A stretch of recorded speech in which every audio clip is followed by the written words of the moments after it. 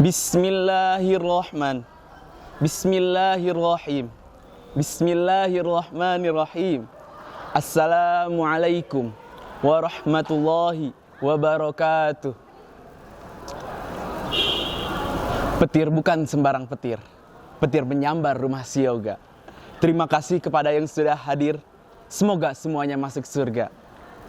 Alhamdulillah. Alhamdulillahirabbil alamin. Wabihi nasta'in ala umuri dunya waddin. Wassalatu wassalamu ala asrofil anbiya'i wal mursalin. Wa ala alihi wa sahbihi ajma'in. Amma ba'. Puji serta syukur atas kehadirat Allah Subhanahu wa ta'ala yang memberikan kita nikmat iman dan juga Islam.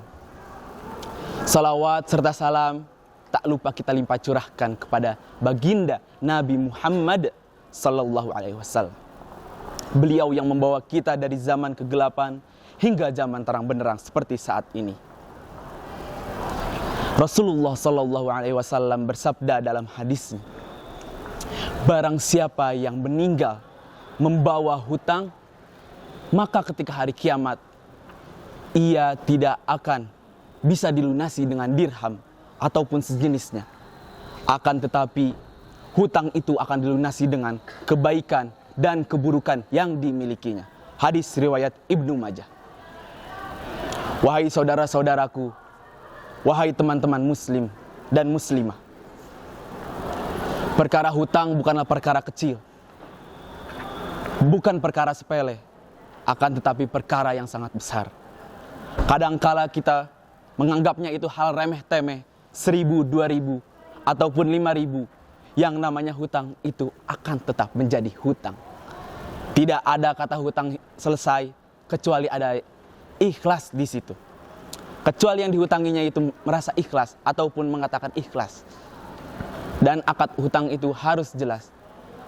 Contoh kecil, sebagai mahasiswa, apabila di parkiran, misalnya bayar 2.000, pakai uang temannya dulu, pakai uang kamu dulu, pakai uang antum dulu.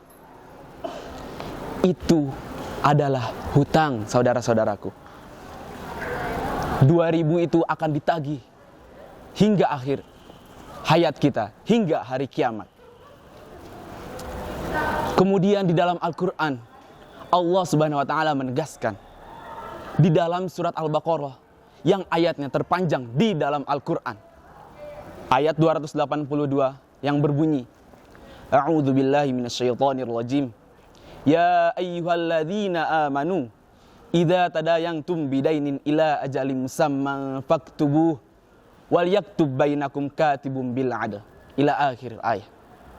Yang artinya, wahai orang-orang yang beriman, apabila di antara kamu melaksanakan hutang piutang, melakukan hutang piutang, maka sebaiknya itu ditulis di dalam buku. Kemudian yang menulisnya hendaknya ialah orang yang terpercaya. Hal tersebut menegaskan, wahai saudara-saudaraku, bahwasannya hutang ini bukan perkara sepele. Bahkan Allah saja menegaskannya dengan satu halaman penuh, dengan jelas, rinci, dan detail.